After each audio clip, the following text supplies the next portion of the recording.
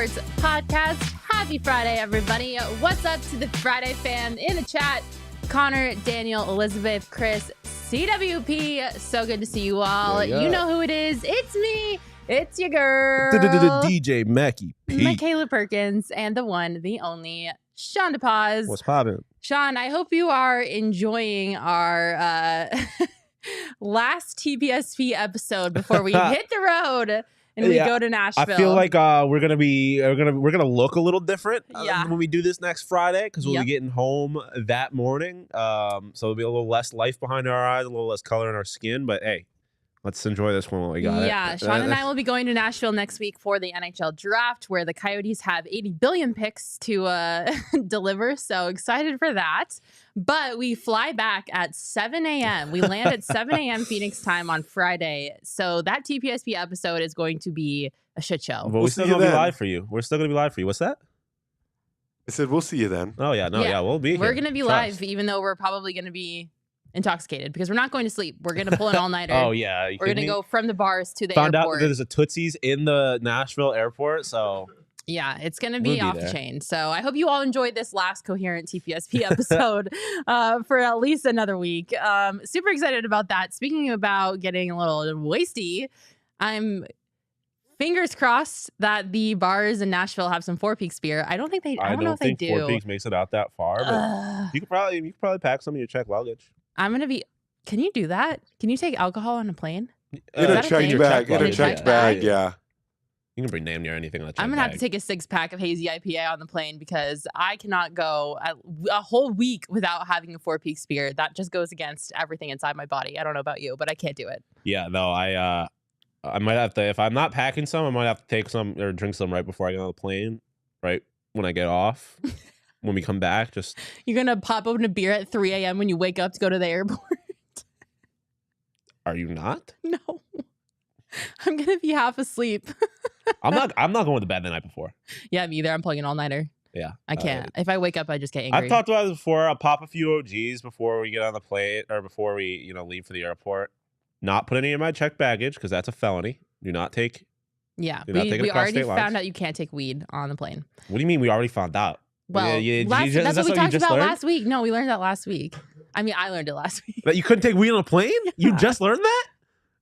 Oh, I thought it was legal. Like if I'm flying from Arizona to Colorado, why can I not take it on the plane? I mean, it's still federally. I agree with you. It's some bullshit. You should be able to still take it on a plane. It should just be federally illegal. But yeah, it's because it's federally illegal, you can't do that. Well, it doesn't matter because it is legal. Four Peaks beer. They also happen to be the official craft beer of the Arizona Diamondbacks. If you haven't tried their Rattle On Red Ale, you absolutely have to because it's pretty much as smooth as Corbin Carroll's swing is. So check out their Rattle On Red Ale. And if you're at Chase Field, hop on up to their Four Peaks draft room. It is located on the suite level down the first baseline in deep right. Nick Castellanos, do you drive to left field? Okay, sorry. I don't know why that always reminds you of that. That's never mind. Follow Four Peaks at Four Peaks Brew or go to fourpeaks.com/events to stay up to date with everything happening with Four Peaks. And you can also check them out on Instagram at Four Peaks Brew to keep up with the latest on Arizona's hometown brewery. You must be 21 years or older to drink Four Peaks. Please drink responsibly. Also want to give a shout out to Mountain Mike's. We got super lucky and got 2 weeks in a row of Mountain Mike's. I don't know how that happened, but this is the first time ever we've had 2 straight rows of Mountain. I think it was because Max was out of town, so Mountain Mike's was just so thank you for Mountain Mike's for coming in clutch, feeding the office 2 weeks in a row. You can head on over to mountainmikespizza.com or to their Mesa, Chandler, or Tucson locations to place your next order. Reminder, if you are a new diehard, you will get a $50 voucher upon signing up. Who doesn't love pizza? Can I just say cheese pizza? And I know I'm a vanilla ice cream guy, but cheese pizza just kind of goes crazy. Yeah, that makes sense. Like, I mean, don't get me wrong. I love, like, my pizza, my go-to pizza toppings are either grilled chicken and hot peppers or sausage and onion. But a good just cheese pizza, like, it's a good cheese pizza is good pizza. Like, that shit hits still. Pepperoni, pineapple, and jalapeno girl. Oh, that's money. Yeah, absolutely. Turn me up for that. Yep. All right. Well, we got a great show for you guys. We have a lot of Phoenix Suns talk. We got some Diamondbacks talk to get to because in case you've missed it, they are a wagon. But before we get to that, let's talk about the Phoenix Suns because there's a lot going on in Suns land right now. We got a lot to break down. Yeah. The first of which being, there's a super team in town. The new big three is here, everybody. What? Bradley Beal, you are a Phoenix Sun. Welcome to the Valley. Can you believe we have Bradley Beal, Kevin Durant, and Devin Booker on the same team? No. What? No, I didn't see this coming. It's awesome. Beal is one of those guys who you might not fully realize how good of a player he is because of Bo just went out of a door that doesn't really even exist in this office. It was I just really got tried. But I mean, Beal's a guy that fans might not know about him because he's kind of been just withering away in Washington for the last decade. Washington's been wasting his career. Yeah, he's the real, as Connor put it, the real Beal. Like he's a really, really good basketball player, a really good scorer, and a team that was looking very one-dimensional. Obviously, this team's nowhere near complete, but as far as a big three goes, and as you've seen by and large in the NBA for the last 15 years, super teams win championships. Unless you are the Denver Nuggets. Yeah. And although if you ask outlier. Nuggets fans, they want to think they're a super team because Jamal Murray is a top 3 player in the fucking league, according to them. Yeah. I'm not wasting my energy on them, though, because we got Bradley Beal. No, this is obviously there's a way to go, but this is the start of a real championship winning team is having 3 bona fide stars. And I know people always get concerned about the fit and stuff like that, but Casey Jacobson was on the Suns draft show last night, and one thing he mentioned was the Dwayne Wade and LeBron James did a lot of the same things when they went to the Heat. Good players, smart players, they figure that out. And I think you have 3 really talented and really smart basketball players. So I'm not worried about fit at all. They're going to figure that shit out. Yeah, the news broke on Sunday that Beal was going to be coming to Phoenix. We didn't know the entire full premise of what the trade was going to be, except we did know that both Chris Paul and Landry Shamet were going to be included in that trade, along with a bunch of pick swaps and a bunch of picks as well.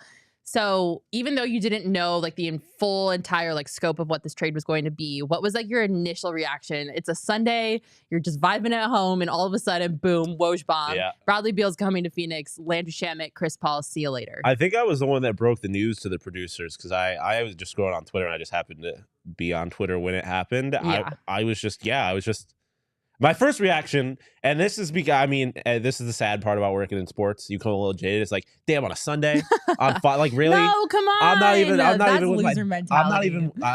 This is a big deal on Father's Day, but after that, well, my first reaction was like, damn, Chris Paul got traded on Father's Day. That's a cold world. But really, my first reaction was like, oh shit, like, oh yep. It's time. It's time. It's the time now. Like, I know that was the reaction when we got Kevin Durant, but now it's the off season. They're gonna have a full season. Like, yeah, that's all chips to the middle of the table. They're going for it. Yeah, all chips to the middle of the table is the best way to describe it. My first reaction was like, Matt Ishbia, you dog. Yeah, no, way 100%. to buy a team and put your money where your mouth is. 100%. Matt Ishbia was like, we are not going to do this anyway except going all in, and this is definitely, in my opinion, another sign of going all in. Like the Kevin Durant thing, mind-blowing. Holy shit, I still haven't fully processed it, and I'm sure I will when this season comes and I actually get to like see him play with Devin Booker a little bit more. But Matt Ishbia is not messing around. He's like, I'm buying this team and I'm going all in and I'm putting my money where my mouth is, and he did. I mean, like you said, Bradley Beal is not a player to laugh about acquiring. Like he is really, really good. Yeah. And it just like you said, I think he might have gotten a little bit overlooked because he was on a Wizards roster that wasn't very great, and the Wizards are now like full rebuild mode. So last season alone, he averaged 23 points a game, 3 rebounds, 5 assists. He shot 50% from the field and 36% from 3. So obviously very effective in the paint. And those numbers are nothing to like shake a finger at. No. Like, I mean, Bradley Beal is a top 20, top 25 player in the league. Like, and he has been for a minute now. Yeah. And I know I was just saying I was going to waste any energy on them, but this is not like you have a top flight player in the league, and then you also have Jamal Murray, who you want to think is a top flight player in the league. But the reality is he's not. He's not in the same tier as Nikola Jokic. Those are 3. Bradley Beal is not in the same tier as Kevin Durant and Devin Booker necessarily, but right. He's up there. Yeah. Like he's a top talent in the league. You've got 3 bona fide top tier players now. Yeah, that is like I said, that's all chips in the middle of the table. Like that's HBO going for it. Yeah. So obviously we were both very excited about this when we first saw the news. However, there was a lot of mixed reaction on the internet, a lot of mixed reaction in our chat also. Mostly, and most of the negativity I saw surrounding the trade was because Bradley Beal's a shooting guard. Yeah. In case you may not have known, we have the best shooting guard in the league currently on our roster. And so people were like, 2 shooting guards. And we're paying a lot for the second one, and we're already paying a lot to the first one. Do we need 2 shooting guards? So what do you think is going to happen there? Are we in our point? I think if you scroll up, Jacob, in the comments, yep, right there. 5 of Kind Media said, so is this point book era? Phoenix with no starting PG, a true PG facilitator? That was a lot of the criticism. We had 2 shooting guards. We obviously got rid of Chris Paul, so we don't have a starting point guard. I love you, campaign, but I'm sorry. I don't want you to be my starting point guard. I'm sorry. Please don't cancel me, campaign fans. But so yeah, I mean, what is that going to look like? Do you have any idea of what they're going to do? I mean, no, I don't think anyone has any real idea of what it's going to look like as of right now. Obviously, as it stands with the guys on the roster right now, in my mind, point book is the best option. Like, no disrespect to campaign, but if it's so broke, don't fix it. If you got to have talent on the court. I mean, there's still, you got to see what happens with DeAndre Ayton. I think that is the big kind of question here, because if you move DeAndre Ayton, your roster is going to look a lot different. You're going to get a few players, presumably, in that trade. One of the things that's been talked about a lot recently, talked about last night, was the Magic and their glutton of guards. Like if you trade DA, you're probably getting your starting point guard in that trade. So it really depends. But as it stands now, like I'm comfortable with the idea of point book. I think, again, like I just mentioned, what Casey Jacobs said last night on the Suns watch along, like smart players, good players, they figure this stuff out. Yeah. And Devin Booker is one of the best players in basketball. I have no worries that this team will be able to be super effective as if Devin Booker is their point guard. So as it sits right now, I'm pro point book. You're pro point book. I am. Okay. Well, it might help that Booker and Bradley Beal have a little bit of chemistry going on. They're a little bit familiar with each other. I don't know if any of you knew this, but Book and Bradley Beal like to work out together in the offseason. There is video evidence of this, so we're not crazy. You can roll the tape, Jacob.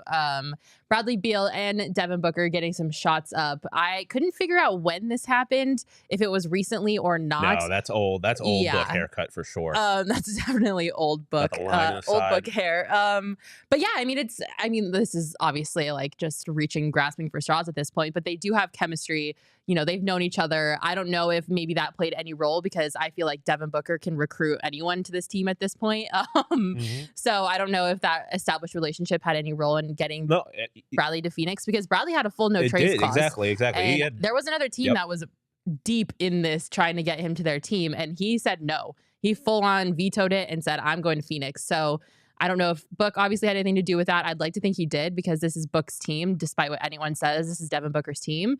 But yeah, I mean they are familiar with each other. I don't know who's out here saying otherwise. Like, I don't think anyone's out here saying this is anybody. When Kevin Durant came on. Yeah, but I mean, even when he was on the Warriors, that was always Curry's team, even though KD was the best player on the team. But neither here nor there. I mean, this is what Devin Booker is. Like he did come here because of Devin Booker.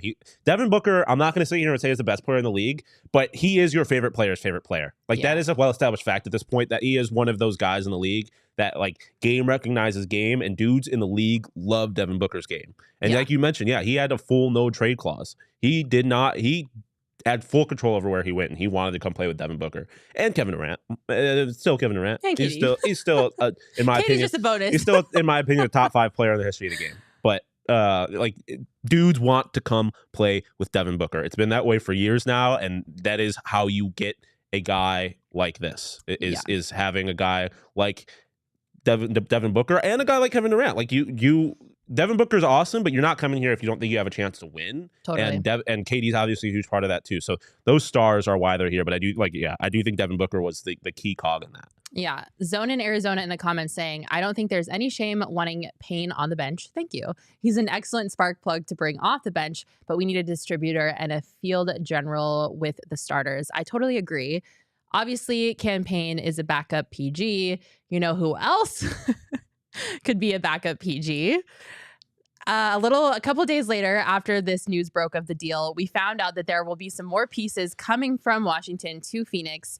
And one of those pieces was Jordan Goodwin, who is a point guard / shooting guard, just another guard, basically. And I don't know about you, but I was actually kind of happy to know that there were more pieces coming back from Washington to Phoenix, because depth is something that I'm still so concerned about. And we'll talk about the bench in a minute. But just knowing, like, okay, like, just give me anybody at this point. Like, give me a name. And then I went and because I didn't, full transparency, I'm not a Wizards stan, so I didn't really know a lot about Jordan, but I went and looked, and it's not terrible. You're not alone. I don't think a lot of people knew much about Jordan Goodwin, but yeah, he averaged almost 7 points last season, almost 3 assists. He shot 45% from the field, and one analyst said, I think on the radio, that he's a really, really good decision maker, which I think is important to have. Obviously, I don't think that's starting point guard material. Yeah, I mean, but hey, another body on the bench. Well, yeah, I mean, depth is huge at this point. Like you said, there's damn near nobody on this team. But everything that I've heard from people who know the game of basketball, I think that this kid is he's talented. Like, he's gonna be able to be. I'm not saying he's gonna end up being necessarily starting point guard, but he's gonna be able to be, and not immediately necessarily, but a contributor at some point. So that is. Especially when you look at the original, or not the original trade, but before we knew that he was a part of this trade, like, I was still thrilled with the trade as far as the Suns went. You're telling me we got Bradley Beal for Chris Paul and Landry Shamet? and a bunch of pick swaps. And they took Shamet off our hands? Yeah. I thought they fleeced the Warriors. And then you throw in another player, and I'm like, yeah, absolutely. So I obviously have no way of knowing what his role on this team is going to be or anything like that. But again, like you mentioned, the depth is huge here, and to have a player that a lot of people are saying is going to end up being at least a decent NBA player that's a win for the Suns. Yeah, absolutely. I think now we obviously have another glaring issue to address, however, and that is depth.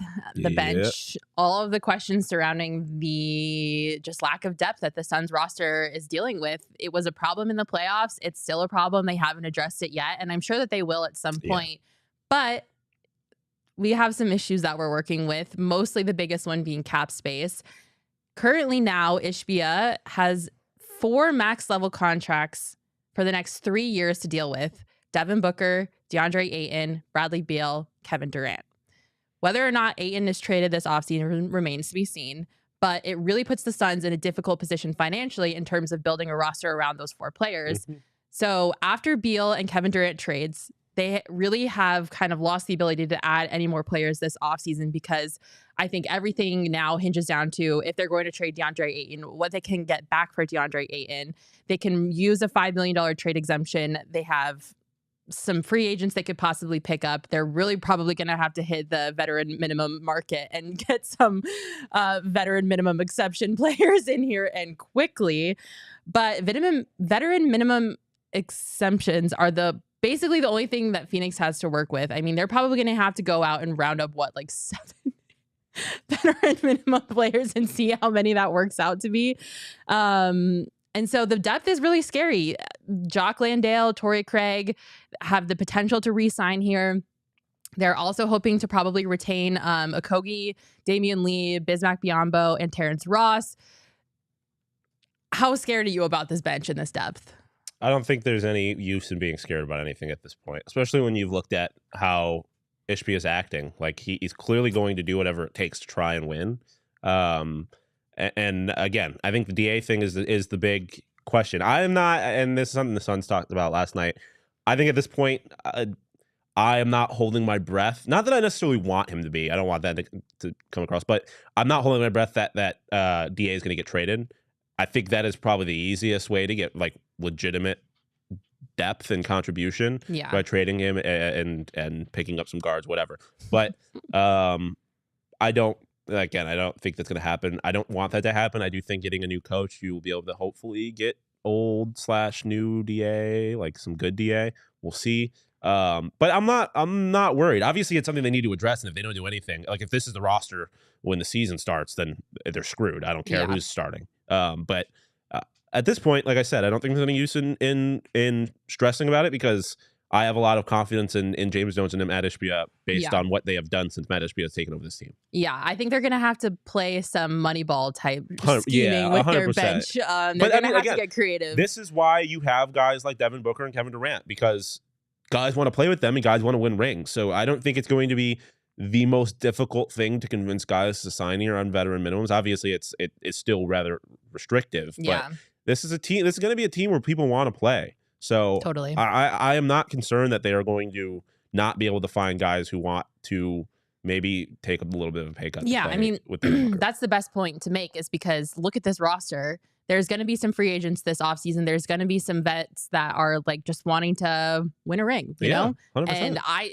And Kendrick Perkins, which by the way, shocked by, said it this morning on his show, the Suns are the best team in the NBA right now. He ranked them first in power rankings in the offseason. Oh my, okay. Which, say what you want, but like it's nice to finally get some credit from the talking heads over in the national media. So it's funny you say that, because I saw a TikTok this morning of JJ Redick, and he was kind of doing this thing where he was making fun of all of the worst takes from all of like these NBA reporters throughout the season. Yeah. And he got to himself, and it was him saying that the Phoenix Suns are the best team in basketball, and they should be the favorite when they traded for Kevin Durant.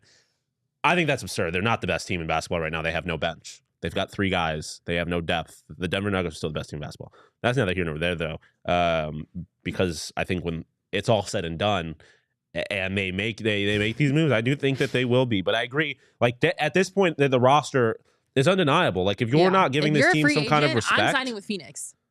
Yeah, if my only goal is to win a ring, I mean, I'm either signing here or the defending champs. If you're realistic about like maybe not getting the most playing time, and you're fine taking like coming off the bench and you're a free agent or you're a vet, I'm going to Phoenix. Like if Chris Paul was a free agent right now, I think this would be the most this would be obviously like in a vacuum. You ignore all of the history and everything. Like this is a spot where a guy like that would want to be, because he wants to win a ring, and it's a damn good team. It's going to be a damn good team. Totally. A bunch of people in the comments weighing in on their thoughts on the roster. 5 of Kind Media saying keep Ross on a vet minimum. Would love to see that happening.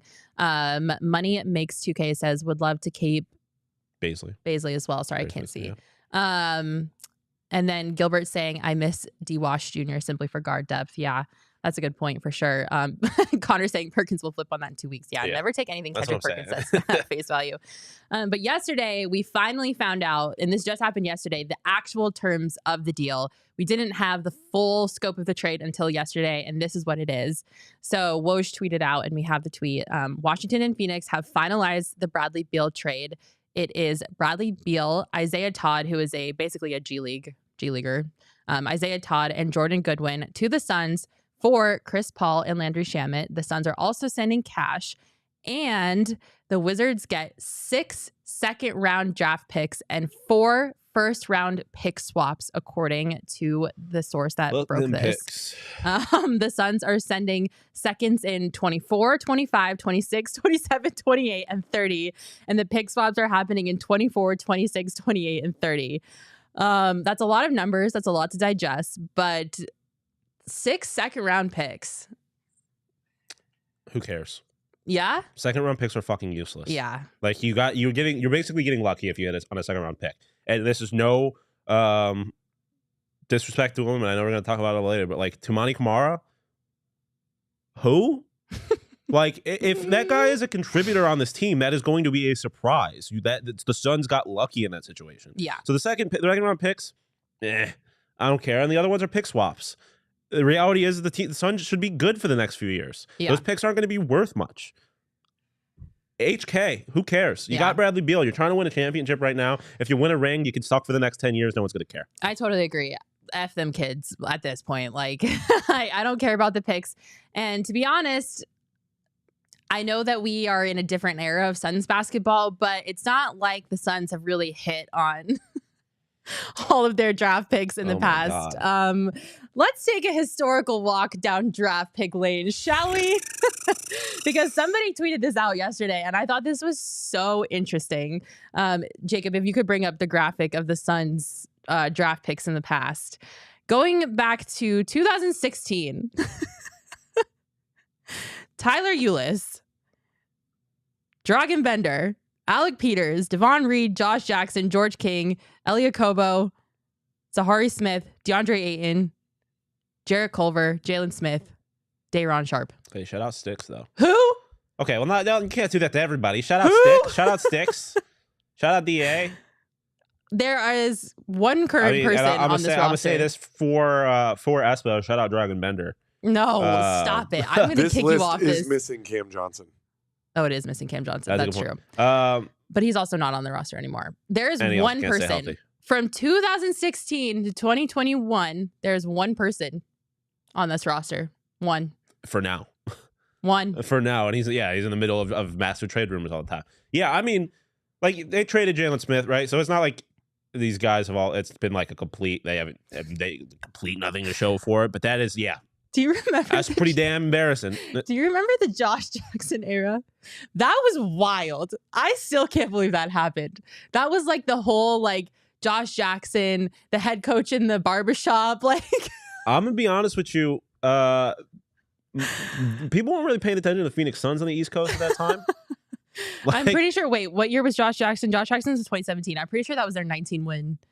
Either right before or right after their 19-win season. That was a wild era of Phoenix Suns basketball. Lindsay just deep sigh back there because of her Lindsay remembering Smith is the times back here of the crying Suns. about the Suns only winning 19 games in a season. Yeah, so obviously it's not like the NBA is so weird, and like the fact if you don't have like a first like 1 through 10, 12. Yeah, at that point it's a crapshoot. And you're not going to get a superstar player half the time. Like. It is never sure. It is never a sure thing.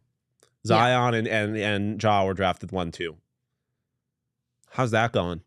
Well, it's not saying they're not good players, but I mean, how's that going? Like it's Isaiah Thomas was the last overall draft pick. Like drafts are so difficult, man. And if you're sacrificing the crapshoot that is a draft for a pretty damn good chance to win right now, I don't think that's a question. Yeah, absolutely. I think whatever it takes, like if it has 6th round draft picks, whatever. If you scroll up a little bit, Jacob, in the comments, we had someone saying, yeah, money makes 2K. I mean, I'm not happy about giving up that many 2nd rounds, but the chances of those picks becoming as good as Beal are slim to none. Exactly. Whole point. I definitely agree. And it's not like they don't have any picks. They have pick swaps for a lot of picks. Yeah. They will still have some. They still have some. They still have a little bit of draft capital. But basically, you're saying you have no problem with how the Suns are selling off draft capital. I mean, I will in hindsight if they don't end up winning a ring. Yeah. But hindsight's 2020. As of right now, like, yeah, they're doing everything in their power to go win a ring. Yeah. That's all you can ask. Espo keeps making this point. Like, shit sucked here for the last decade. Who cares if it shucks for another decade if you have a ring to show for it? Like, I'd rather suck and be able to say we had been a champion than be good, like be mediocre, or I would rather win one ring and suck for the next 10 years than lose in the finals for a decade straight. Yeah. Like it doesn't matter. This is how the league works. You sacrifice to win rings. Yeah. And it's obviously a gamble, but so is drafting in the 2nd round. I'm totally fine with missing out on a potential Josh Jackson 2.0. We can have Bradley Beal. I can't get over Josh Jackson, you guys. I probably never will. Connor Brum in the comments saying he skipped out on a fan meet and greet at Fry's. I remember that so vividly because that hit the media cycle and everyone was like, Josh Jackson, this is not appropriate. Like, you're a hot draft pick. What are you doing? This was a wild time of Suns basketball. There's so much of Phoenix Suns hit the timeline that I really wish I had gotten to experience. Yeah, I was here for all of this. I don't really wish I got to experience, but like I really showed up at a very fascinating time in Phoenix sports. Yeah. Before we talk about CP3, because we are going to be talking about the point guard, I have one question for you because I feel like I have to ask this because we just watched the Nuggets win a championship. Do you think that Phoenix is going about trying to win a championship in the right way? Like, the only example I have of this is the Denver Nuggets. So this might be just like going against the argument that I'm trying to make. But the Nuggets drafted Jokic. They drafted Murray. They cultivated that talent. They kept investing in them, even with a torn AC, like whatever. So they're homegrown talent. They didn't go out and make flashy big acquisitions like Kevin Durant. They just stuck with their timeline. They stuck with what they were investing in their players. And for lack of a better term, they were a homegrown national championship team. So do you think that the Suns are going about trying to win a championship the right way? Or do you kind of look at the Denver Nuggets model and wonder, is this the new way to win championships? How many rings do the Nuggets have? Like, I mean, we're acting like it's a dynasty. One more than the Suns. Well, yeah, but that's not my point. How many? Okay, how many do the Warriors have with their homegrown team? Which a lot of it is homegrown, but Kevin Durant wasn't. Yeah, I just ask because like, no, I know it's a fair question, but like, I don't think there is a right way to win a ring. It happens in a bunch of different ways. The fucking Heat, they were in the final. How did that even happen? With who? With who? Unless you want to consider Adonis Haslam homegrown. Hey, put some respect on him. Oh, no, I'll never disrespect that man for multiple reasons. One, because he deserves respect, and two, that man could kill me. With zero hesitation. I have no doubt that man could kill me. Yeah. But I don't think there is a right way. Again, obviously a massive, massive risk. Yeah. But I think it's easy to compare this to like the Nuggets or the Nets, for example. But like, well, and the other reason that the other layer to this that I want to add before you continue is people are still upset about Mikal Bridges and Cam Johnson because there's this what if factor of what if the Suns had just committed to Cam Johnson and Mikal Bridges staying here, and this was a homegrown team that they just had to make some minor because they got to the finals with that roster. They didn't win, as we all know, but maybe there were some adjustments they could have made outside of getting rid of Mikal and Cam, and then we would have been a more Denver Nuggets-esque looking team. So that's the only that's just, I feel like it's a fair question. Yeah, I get it, but every team is different, man. Winning a championship is really hard. It doesn't the only thing that is going to correlate to wins is having talented players. That's the only thing you can really guarantee is gonna win you more games. Totally. And so, like I was gonna say, I think it's obvious to connect or to compare it's easy for a lot of people to compare this to the Nets. Yeah, Nets are a very different situation. First off, we got a coach who's won a ring before. They had Steve Nash, who not only never won a ring and never coached before. And they have Kyrie Irving, who is a wild card, man. That's not the situation in this team. Like, you have three guys who are ballers committed to playing basketball. Yeah. So, again, I'm more inclined, I keep bringing it up, like Casey Jacobson said, to compare this to a team like the Heat, where you got a lot of talent, but you have a lot of really smart basketball players.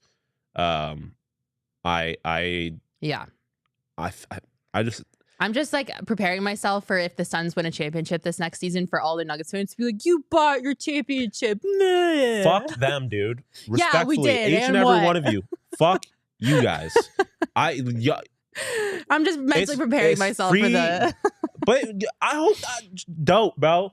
Like, we're not like y'all. We're not like y'all. We're gonna be drunk on third street with our championship parade. If I'm not gonna say we're going to win a ring. If we do win a ring, I can promise y'all our first thoughts aren't going to be about y'all like yours were about us. Yeah, facts. The way that they switched up so fast from being so excited about their championship to shitting on the Suns for getting Bradley Beal, I was like, you just won a championship. That too. I wasn't even talking about that. I was talking about how as soon as they win a ring, or before they even won a ring, they were like, all this disrespect. We live rent-free. Fuck yourself. Who gives a shit? Y'all about to win a ring. Why you care about the haters? They went from focusing on their championship to let's all shit on Phoenix because they just traded for Bradley Beal in like 0.2 seconds. And I was like, you guys are obsessed with us, and it's kind of weird. The problem is, I don't even have a problem with that. If you want to sit here and shit on the Suns, that's fine. But be real. You got people on Twitter acting like Bradley Beal's not good at basketball. Yeah. That's an objective falsehood. Yeah. Landry Shamet or Bradley Beal.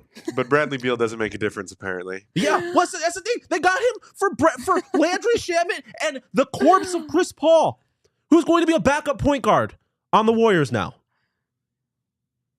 I'm sleep. Knocked out. Yeah, it's just, I just had to ask the question because it's a debate that's happening, so I wanted to get your opinion. I for one think that the Suns should do whatever it takes to win a championship, and if James Jones and Matt Ishbia think getting big name players here is going to help them win a championship, I believe in your cause. I will be in the stands cheering for your team, and I will be praying to the basketball gods that you guys win a championship because I need it. I need it. I need it like I need air and water. Like, I need the Suns to win. Money Makes 2K is making another good point. Everyone talks about the Nets like they were a failure. Like I was just too, and they were. They were so close to making the finals. It's not like they didn't win any games. That was big ass foot didn't hit the line. The Nuggets fans on Twitter were like taking the screenshot of the old Nets teams with Harden and Kyrie and KD, and they're like, "Oh my god, it's the Nets 2.0." Like, fuck. Fuck off. And what? Yeah. They're all really great players. That was a good team. That was a good team when they were all. They were really unlucky. When they were all. I mean, I'm not going to put it all on luck because Kyrie wasn't unlucky when he started being an anti-Semite, but he was just a bad person. Okay.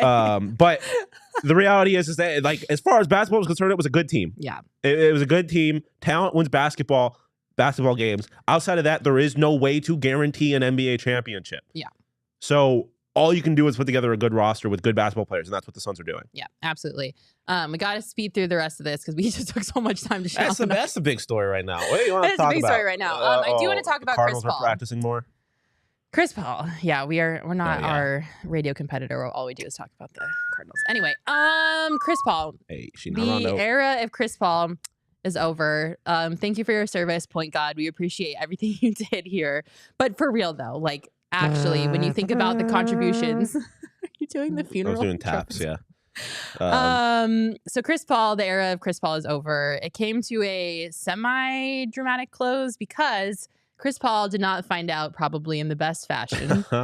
Here is him on Good Morning America. I'm driving in this morning and we have the ticker tape thing outside of our building. What did it say? I see this potential blockbuster deal between you and Bradley Beal that may take you from Phoenix to Washington and vice versa. I was surprised. What are your first thoughts on that? I was surprised too. I found out on the plane yesterday flying here for this. You know, in this league, anything can happen, so you just figure out what's next. You literally found out on the plane? Absolutely. Wow. What was your first reaction? Don't push him any further. He's trying to be nice about it. Yeah, he is, right? Yeah. What's happening? What's happening? That's why I love Michael Strahan, because that's the only professional athlete up there being like, hey, you don't realize the kind of question, the position you're putting this man in. Just imagine the disappointment that you get sitting on a plane finding out you have to go from Phoenix to Washington. Hey, at least homeboy had Wi-Fi on the flight, apparently, because if you had got off the plane and you had just been a wizard for the last like 2 hours and you had no idea. Well, if I had money, I'm buying Wi-Fi every time I'm on a plane. Oh, yeah. Well, apparently his son was the one that told him that he got traded, which that's crazy. Hey, Dad? I don't really like that, to be honest. Like, I know that the Suns had released him, so it was kind of like going down that path, but can we at least give him a call? Yeah, like, James Jones, can you just pick up your phone and be like, CP3, thank you for everything you've done. I got to let you know we're going to be trading you to Washington. You've been a real one. Thanks, bye. Yeah, I mean, Chris Paul knows damn well how this shit works. It's a business. Like, he probably would have liked it, but he's been around the block so many damn times that I don't think he's taking it all that personally. But yeah, I mean, it would have been nice to kind of be able to give him a little bit of send off.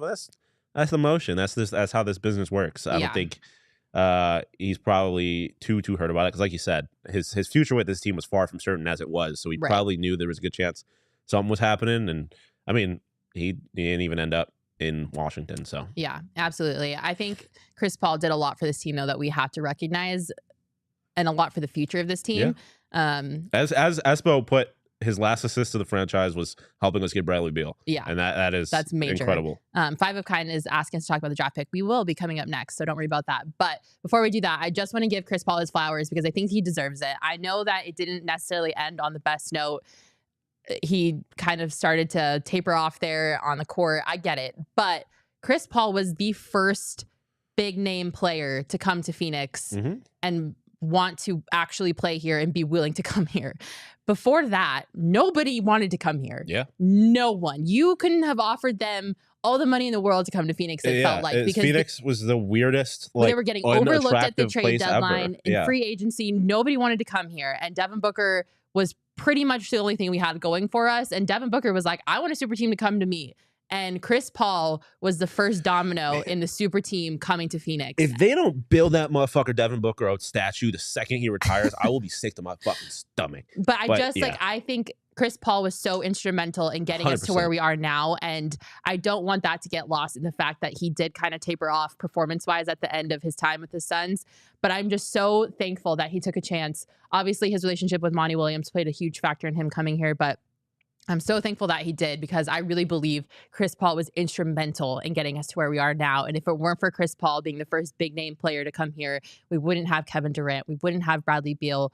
And it would just be a longer, more drawn out process of trying to get a championship in Phoenix. So I, for one, am grateful for Point God. I wish you the best in Golden State because he did get traded to the Warriors. They flipped CP3 and Jordan Poole. So have fun in Golden State. I saw CP3 get disrespected the hell out of on Twitter the other day. And this is no disrespect to her because she's a GOAT in her own right. But someone referred to Candace Parker as CP3. You can't just be doing that. No.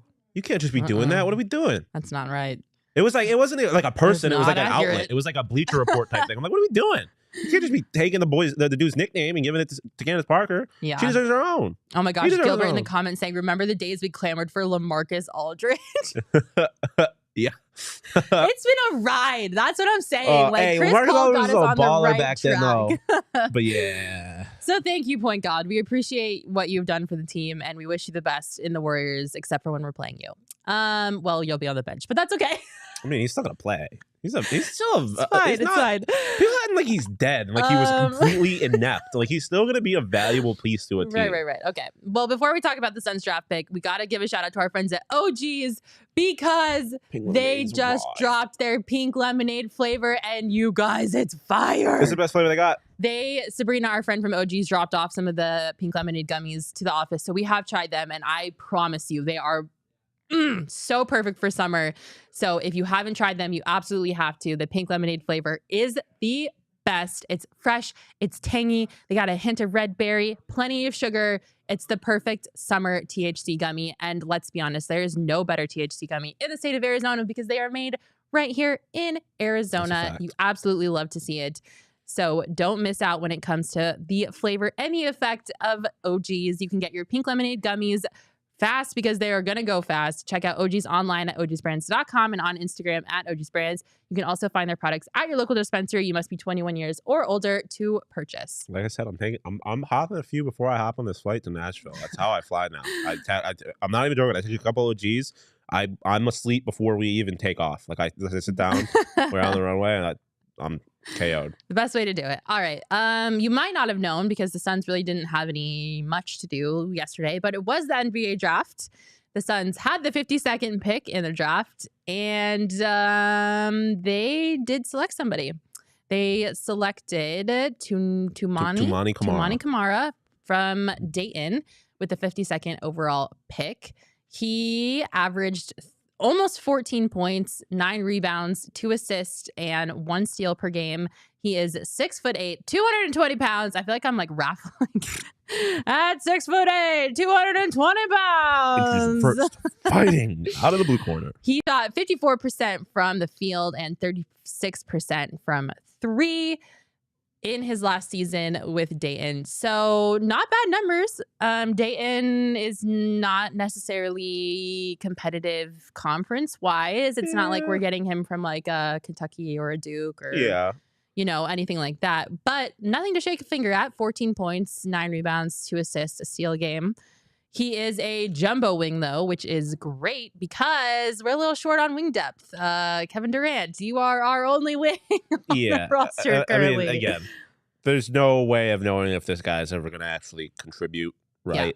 Yeah. Anything like that. I mean, you just looked it up. We just looked at a list of guys who have been drafted by this team and never contributed. But again, like you said, we need depth, so it's another body. And I mean, he has like the kind of frame. He's athletic. He plays with a lot of drive. So like he is the kind of guy that I understand why you draft him in the second round. Like he's the kind of guy that he has the potential to develop into a very solid player, very solid contributor, the kind of guy that a team like this needs. Like a guy that plays really good defense and just is is an energy guy. Because this team, you need scorers? No. Yeah. Like you need defense, you need shooters. So if this guy can end up being a decent defensive player, then that's all you. That's what I was just about to say. I think his biggest upside is his defense, and also he is a rebounding machine. He outperformed basically his entire team in the rebound stat category, and I don't know if you know, but the Suns kind of need help with rebounding because they have a center that doesn't really like to. Again, like I keep saying, you're not drafting somebody in the second round thinking he's going to contribute right away, but you are drafting him thinking this is the kind of guy that can develop into a player that can be a very and Frank Vogel's great at that. Yeah, exactly. He's a great head coach for this kid, so I'm excited to see what they do. Obviously, we have no idea what he's going to do, but we will get a look at him at NBA Summer League, which your PHNX friends will all be at. The whole PHNX Suns crew, myself, Shane. We will be out in Vegas for NBA Summer League, bringing you the best Summer League content. So I am sure we will be able to talk to Toumani. Toumani to Armani. And give you guys a little inside scoop on his development and how he's fitting in Summer League, which I'm excited to see. Like you said, we won't know until we see him play what it's going to happen. He's a 52nd pick in the draft. It's not like a big flashy thing, but another player to add to the roster, so we'll take it. Really quickly before we talk about the Diamondbacks, I did want to talk about some other NBA draft news because we have a Wildcat and a Sun Devil as teammates. Who did that? The Arizona Wildcats forward Azoulas Tubelis signed a two-way deal with the Philadelphia 76ers. And then after that, the Sixers signed Marcus Bagley from Arizona State to an Exhibit 10 deal. Barely. From Arizona State. From Arizona State. I, for one, was shocked that Zoo didn't get drafted. Really? I thought he would have gone late in the second round. So the rumor is that his agent told teams not to draft him because he had the deal with Philly done. Oh, okay. Well, then I guess I'm not shocked anymore. I thought he had done enough in the Pac-12 to at least go late in the second round. He averaged almost 20 points, 10 rebounds, 2 assists. He was a 2-time all Pac-12 first team selection. He shot 57% from the field. I thought he had done enough, to be honest. Pac-12, 2-time Pac-12 champion. Ever looked like a guy that was going to be he's so soft. He doesn't play. I dislike him as a basketball player very much. I think he's just soft. You saw that big time in the Pac-12 tournament. Obviously, they still won, but I think he looked soft, and I think that's a criticism even U of A fans level against him is that he's soft. I don't think he is going to be a very good NBA player because they will eat him alive if he continues to be soft. So I'm not surprised he didn't get drafted. I never thought highly of him as an NBA talent. Again, he was a very good college basketball player. I'm not trying to deny anything he accomplished at U of A. Yeah. But I think he was soft in college, especially late in his career, and I don't think that bodes well for him in the NBA. Yeah, I mean, obviously this draft was a little bit different for Wildcats fans because it's not like they had like a Dalen Terry or a Benedict Mathieu who were on the red carpet, by the way, doing some content for Complex, 2 of them. Yeah, cool. So this year's Wildcats team, and I don't think I'm like, I generally don't think I'm not being mean about it. Like they didn't have the same NBA talent this past year that they had when Dalen Terry they had 3 guys get drafted, that year, and then they had no one this year. But I did think Zoo was going to go late, so call me naive or whatever. But I thought there was a chance. Like I thought there was a chance that a team like the Suns drafted him because it's in Arizona, whatever. But I just like I said, I didn't think he was an NBA talent, but I'm not surprised to see him get signed. I think that was inevitable. Yeah, and 2-way contracts work out. Like look what happened with Pelicans. Oh my God, why am I blanking on his name? Arizona State. Help me. Zylan Cheatham. Yeah, thank you. Oh God. And Lou Dort, right? I don't know much about Lou Dort's contract situation, to be honest with you. Well, okay. It works out. So good luck to Zoo. Are you happy the Marcus Bagley drama's over? I mean, it's been over as far as I've been concerned for a minute. He only played 17 games for Arizona State, including just 5 games in the last 2 seasons. He was super injury prone.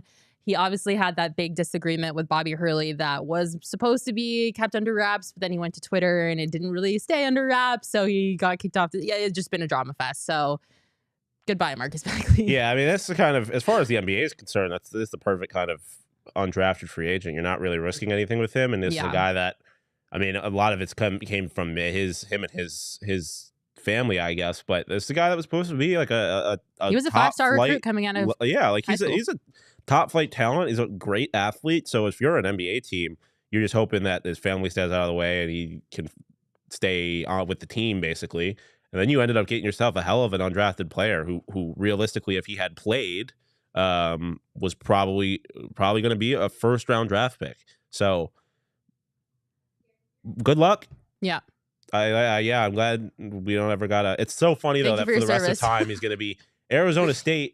Mark, like if he's ever good, like he's Arizona State's, and then everyone's gonna be like, why doesn't he ever show up at Arizona State? Yeah, like, why don't I remember him playing for Arizona State? Oh, it's because he didn't. At least that drama is over, and we don't have to worry about anything happening on Twitter for the Arizona State Sun Devils. Fingers crossed in the future.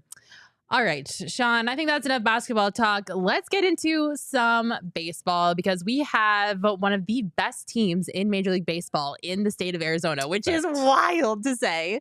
Before we do that, though, they are going to be opening a 3-game homestand against the Tampa Bay Rays, who are also doing pretty decently this year. And if you're looking to go to any of these games, you have to get your tickets from Game Time. Game Time is the best ticketing app in the country, let's be honest. They have great last-minute deals, super low prices. Like, I am blown away half the time the prices that are on Game Time. Yeah, same. With this upcoming homestand, you can get Diamondbacks tickets as cheap as $12, you guys. $12 to see a really, really, really, really, two really good baseball teams. Well, the Braves are the best team in baseball. Like, you're getting to see the best team in baseball for $12. Yeah. I don't know. I got to look to see if Shane McClanahan is pitching in the series, but I think he would be because he just pitched yesterday. So he should be pitching in the series. He's going to win the Cy Young, the AL Cy Young. And then the D-backs have a guy named Zach Gallen who's probably going to win the NL Cy Young. Kind of crazy. This is like, it's unbelievable that you're seeing that level of baseball for that cheap. Shout out our friends at Game Time. Yes. That's going to be one hell of a series. I'm very sad I'm going to be in Nashville for the it. Diamondbacks taking on the Tampa Bay Rays is our Game Time games of the week. Yeah. So get out to the ballpark. Go support your D-backs because they are freaking unbelievable. I still am like in a little bit of a state of shock and disbelief that I get to watch this and it's the baseball team that I love and cheer for, and it's just like so great.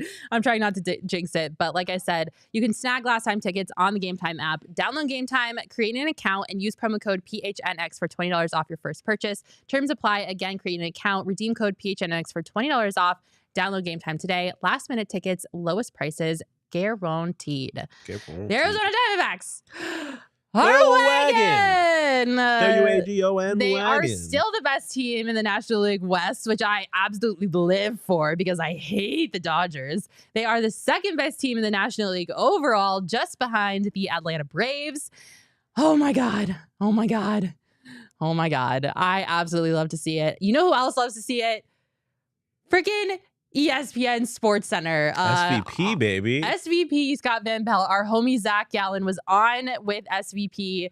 I live for the National League West leaders right behind him. Like, please just continue to advertise this, but also, like, how crazy is this that they are getting this level of attention from national media? Like, Jesse pointed this out. He said he never watches ESPN. He just flipped it on, and all of a sudden, Zach Gallen and Corbin Carroll were on Sports Center. Yeah. Like, and it was also crazy just because they had just flown. They had a game the next morning at 10 a.m. They had just flown from Milwaukee, and now they're in D.C. doing that the night before again. Whatever. Go off. You're the best team in the division. You can do whatever you want. But yeah, I mean, that is, you want to talk, we were talking about it briefly with the Suns, but like, you want to talk about like seeing an Arizona team get national recognition. Like, the D-backs have forced the issue. Yeah. And now they are starting to get some of the recognition they deserve, which is awesome. I think that's one thing I love about baseball is ultimately, if you're really good, if you're the best, you're going to get recognized as the best, regardless of what team you are, what market you're in.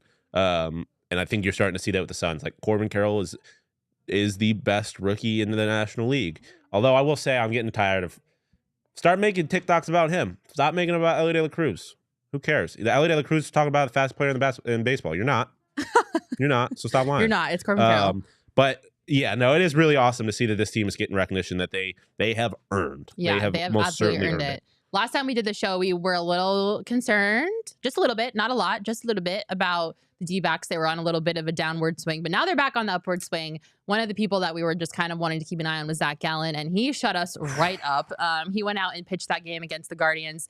7 innings, 6 hits, 1 earned run, which was a home run, and that was about it. So he shut us up real quick. Yeah. Same with the game against Milwaukee. He, again, just gave up 1 earned run. He pitched 7 innings. He only had 3 hits. His strikeouts were a little bit lower than what I'm normally used to seeing from Zach Gallen, but that's okay. He still got the job done, and he still got a win. He is now sitting at 9-2 on the season with a 2.84 ERA. Oh my God. Thank you, Zach Gallen, for just making everyone shut up and not question anything else. Alec Thomas is also back, which you love to see. Baby. I love to see. I love our young king. He also had a home run in his first game back in the majors. Which was crazy because, I mean, if you remember how just abjectly terrible he was before, every single time he made contact with a baseball, it was a ground ball on the right side. It was unbelievable. Yeah. So, yeah. Something worked in Reno.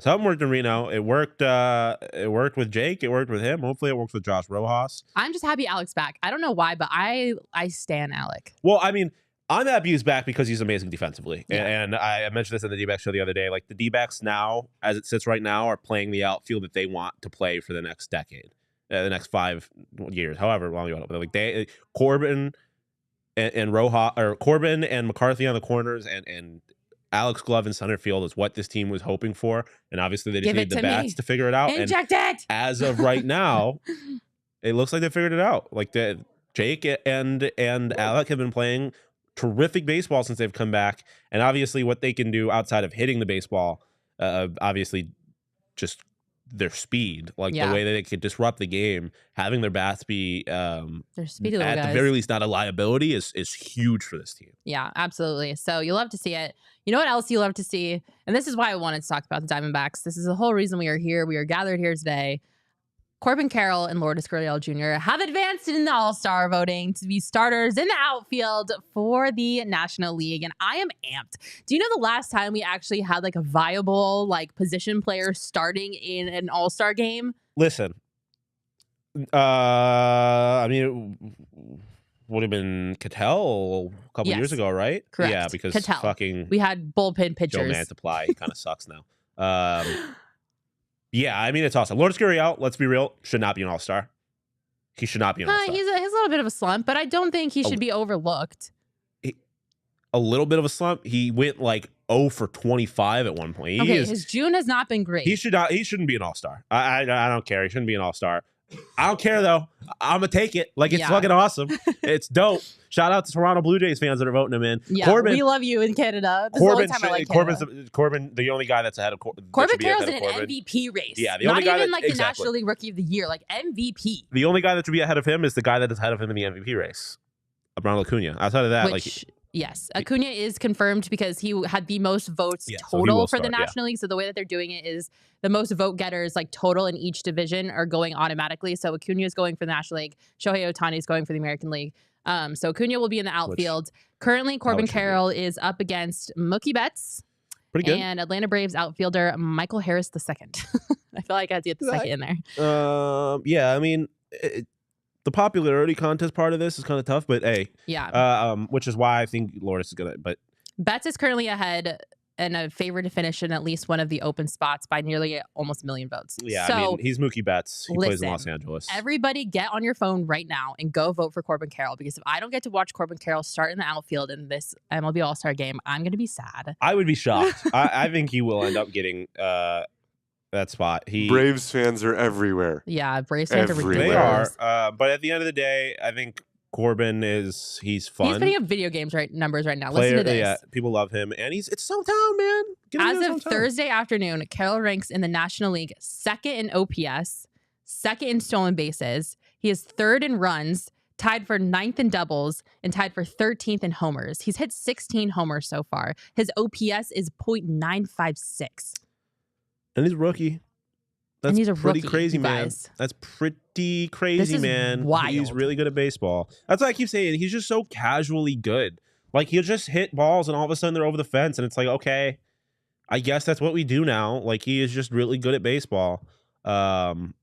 Yeah, it would be a travesty if he somehow didn't get to the All-Star game. Yeah, Kyle Dan in the comments saying if Corbin gets snubbed by Harris, I'll be so mad. Ditto. I will. Yeah, that would be a travesty, but I have faith. I believe in the system. Yeah. Come on, D-backs fans. Get out there. Go vote for Corbin Carroll. Let's get him in the All-Star game. I'm also excited to see the reserves because I think we have some honorable mentions. Christian Walker. Dude. Reserves. Oh, my. The fact that he wasn't even top 10 in voting in first baseman is the biggest joke ever. Like, I'm telling you, we constantly get looked over because we're a small market. I don't think he'll make the All-Star game. He probably doesn't deserve to, just based on the first basemen that are above him. Like, Freddie Freeman is also an MVP candidate. Like Olsen on the Braves. Like, there's a lot of really good first basemen in this division. But the fact that he wasn't even getting the slightest shred of respect in the All-Star voting was ridiculous. He's objectively a top 5 first baseman, probably top 3 first baseman in the league. In the National League. Yeah. He deserves a little bit more respect, or a lot more respect than what he was getting. Again, don't know if he's an All-Star, but he deserves to at least be in like the conversation of guys because he is His numbers are ridiculous, and his glove is absurd. Yeah, I would love to see like Christian Walker, Ketel Marte, Geraldo Perdomo kind of get a little bit of love through the reserves. Man, I'd love to see him. I don't think it's going to happen either, but I would love to see him in the All-Star game. He deserves it. Question: do you think the Diamondbacks will have 1 or 2 starting pitchers in the All-Star game? They should have 2. They should have the starter in Zach Gallen, and then Merrill.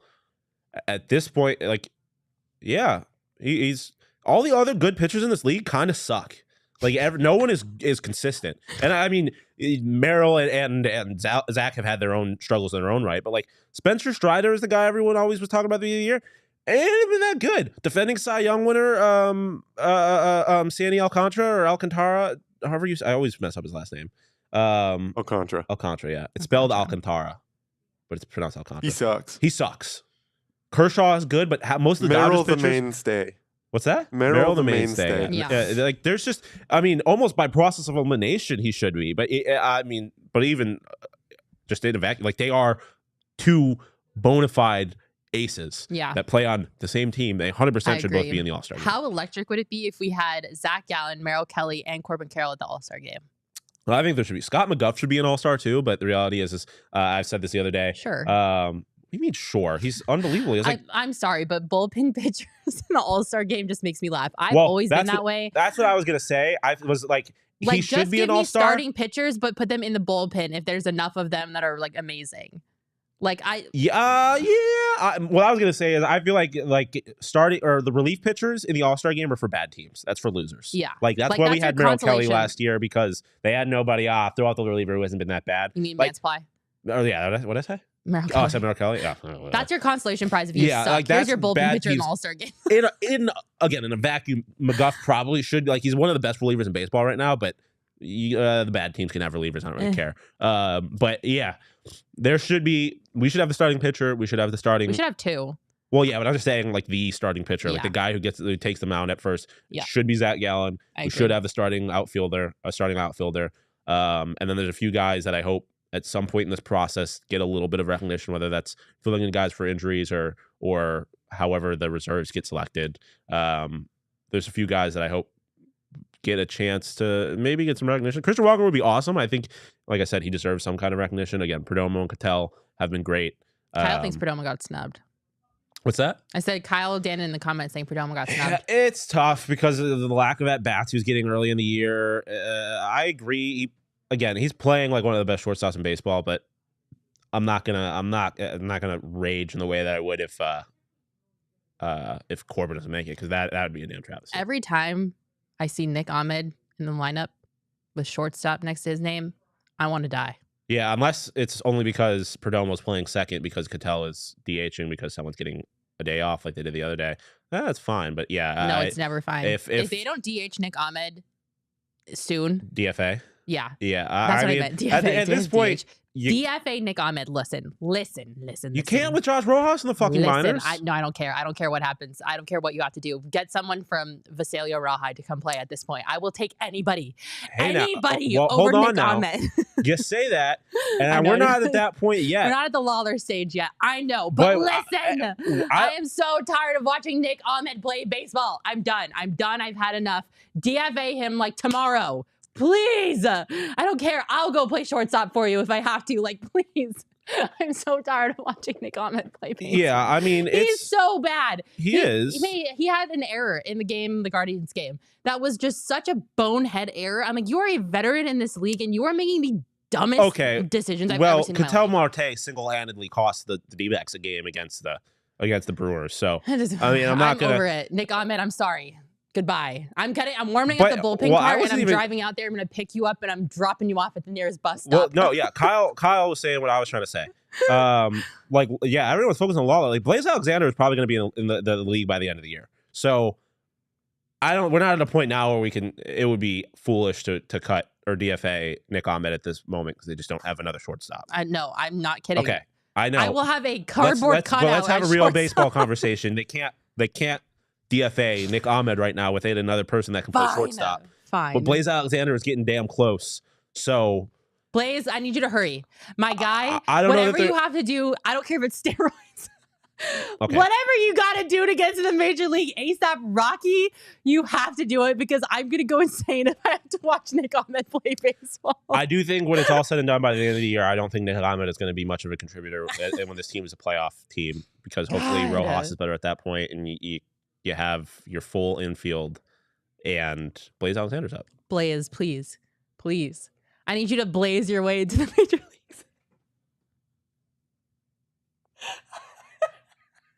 You can blaze some hair off your nuts with our friends over at Manscaped. I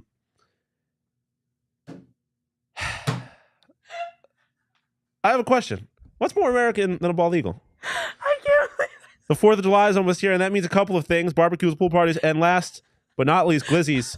And it just so happens that the sponsor of today's show, Manscaped, are making sure that all of the glizzy gladiators across the nation are groomed for battle on America's birthday. 4th of July is right around the corner, baby. From sea to shining sea, join over 8 million pube patriots worldwide who trust Manscaped with this exclusive offer for you, 20% off and free worldwide shipping. Manscaped worldwide. With code PHNX. They're amazing. They got the Lawnmower 4.0 trimmer, weed whacker ear, and nose trimmer. I gotta pull out my weed whacker, clean up the nose hairs. Thankfully, earhair not going too crazy with the nose hairs.